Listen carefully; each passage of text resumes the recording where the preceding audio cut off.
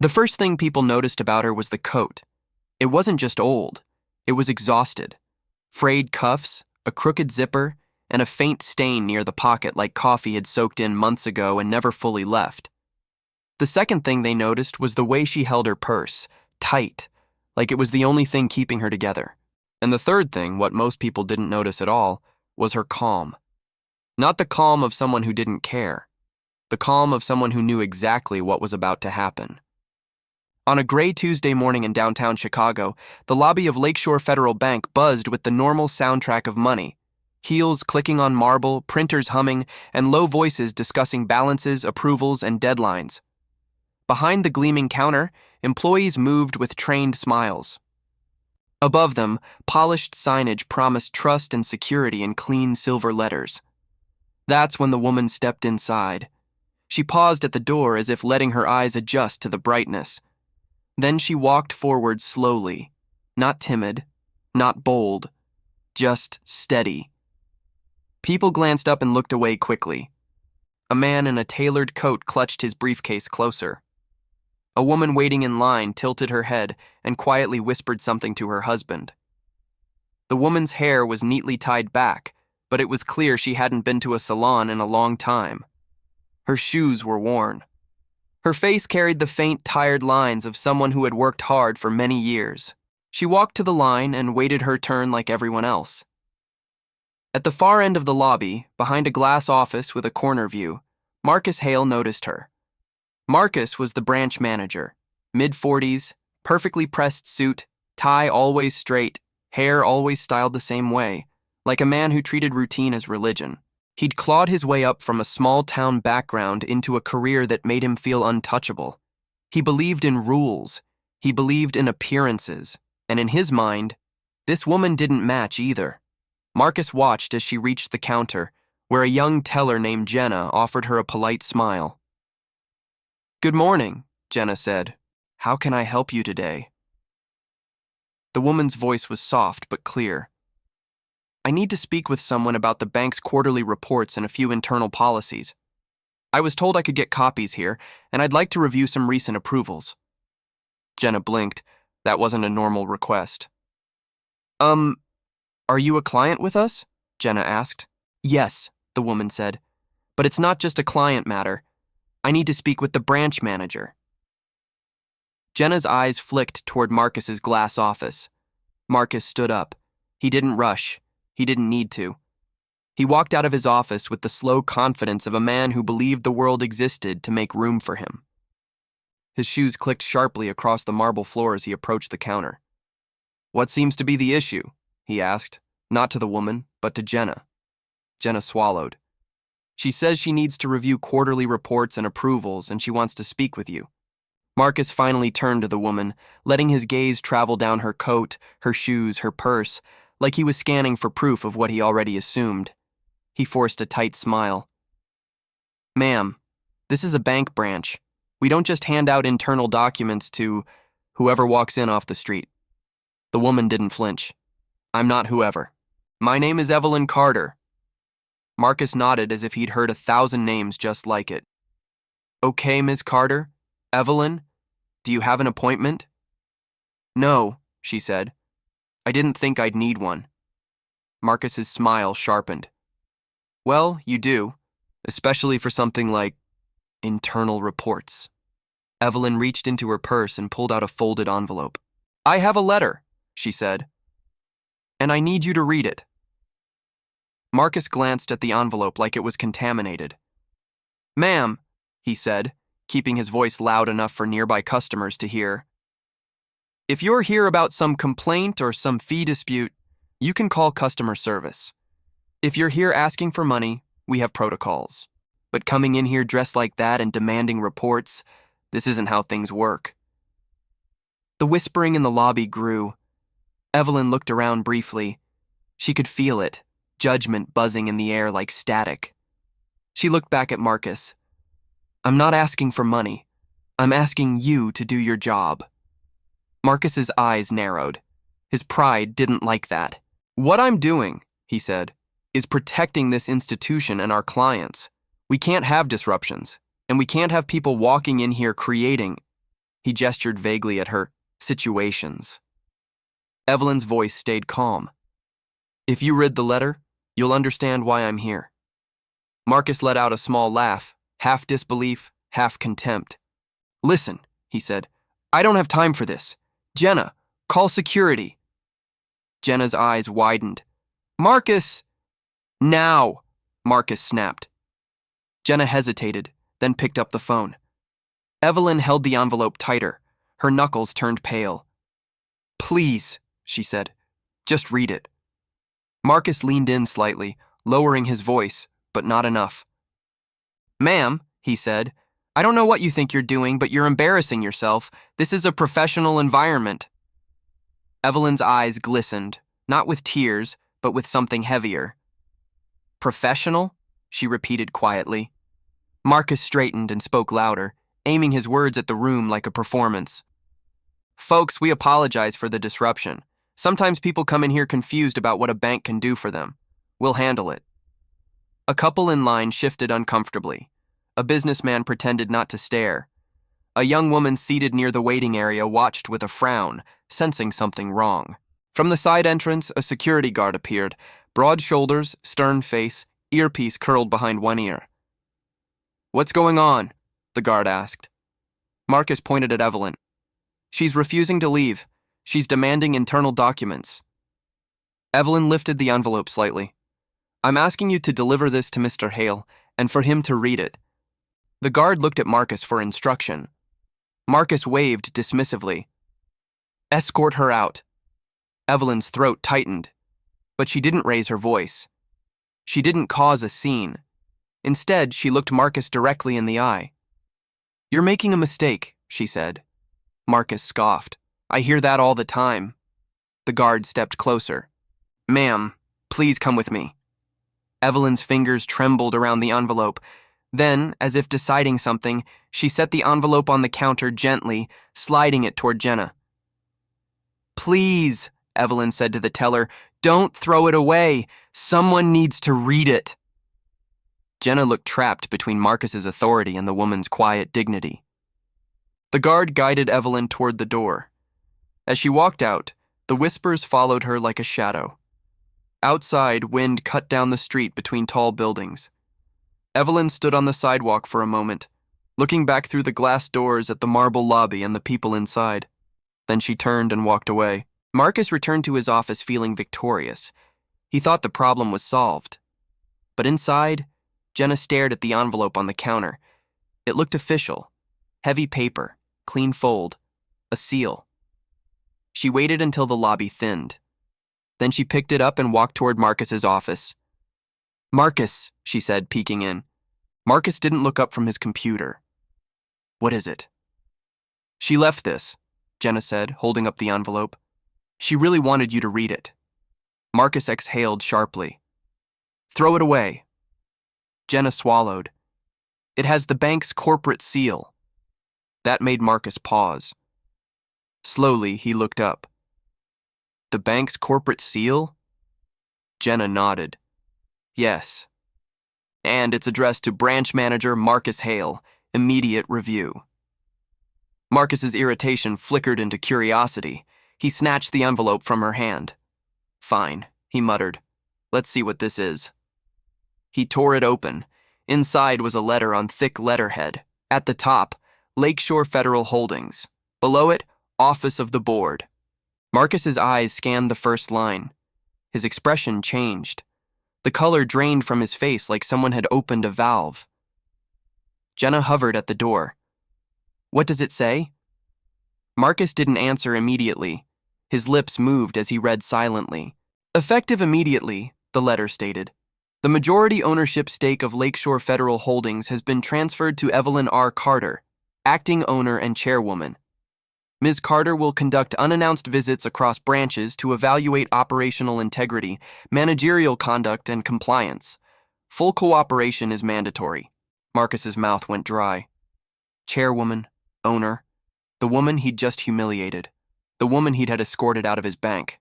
His bank. No, not his. Hers. Jenna's voice shook. Marcus? Marcus stared at the paper, as if it might rearrange itself into a different reality. He read it again. The signature at the bottom was real. The board stamp was real. The legal language was unmistakable. His stomach dropped. "What did I do?" he whispered. Jenna backed away slowly, as if his panic might be contagious. Marcus stood up so fast his chair rolled back. "Where is she?" he demanded. I don't know," Jenna said. Marcus rushed out of his office, scanning the lobby, then the street outside. She was gone. He grabbed his phone and called corporate. His fingers fumbled. When someone answered, Marcus tried to sound composed. "This is Marcus Hale, branch manager at the downtown Chicago location. I need to confirm a letter we received regarding ownership transfer to Evelyn Carter." There was a pause. Then the voice on the line said, "It's confirmed. Ms. Carter is the acting owner as of last week. You were notified." Marcus's throat tightened. "I never saw the notice." "It was emailed and couriered to your office," the voice replied. "We require full cooperation. Ms. Carter is conducting evaluations." Marcus's mind raced, couriered. He suddenly remembered a stack of unopened mail his assistant had placed on his desk days ago. He'd ignored it. Because he'd been too busy. Because he assumed nothing could touch him. He hung up and stood frozen.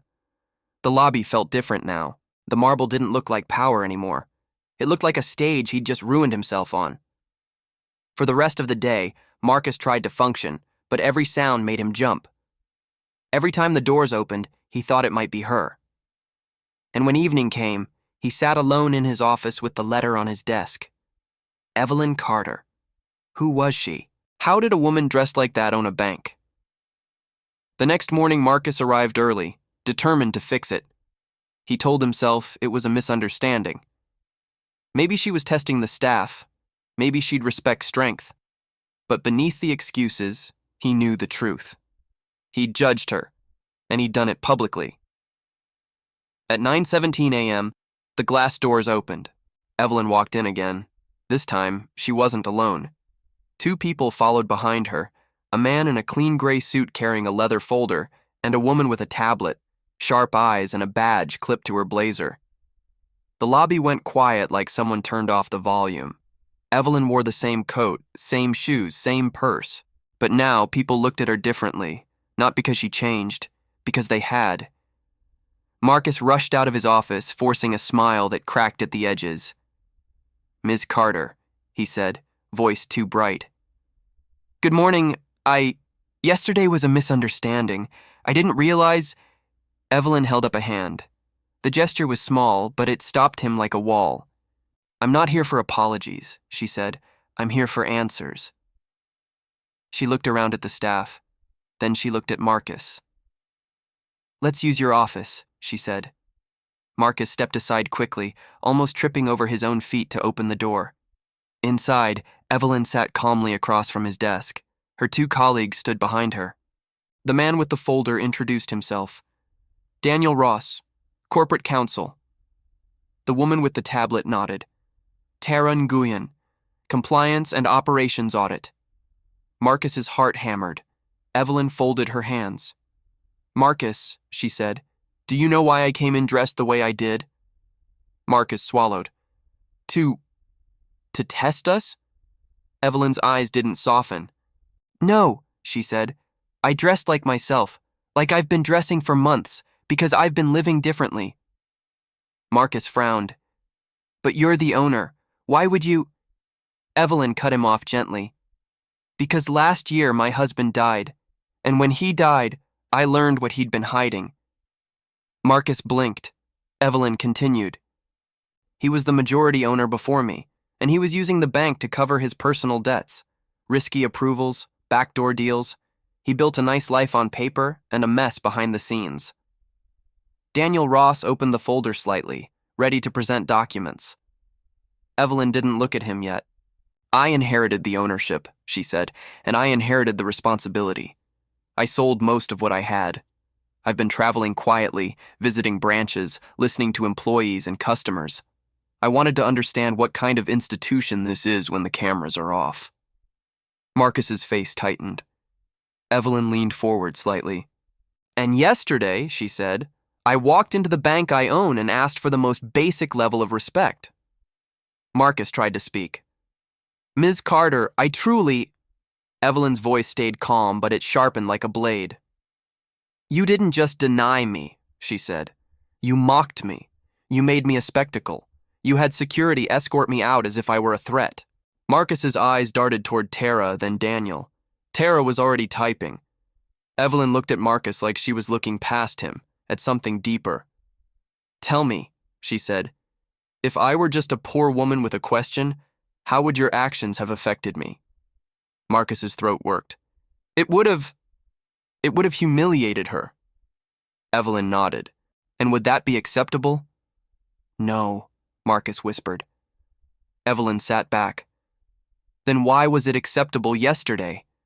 Marcus had no answer. Silence filled the office. Outside, the muffled sounds of the bank continued.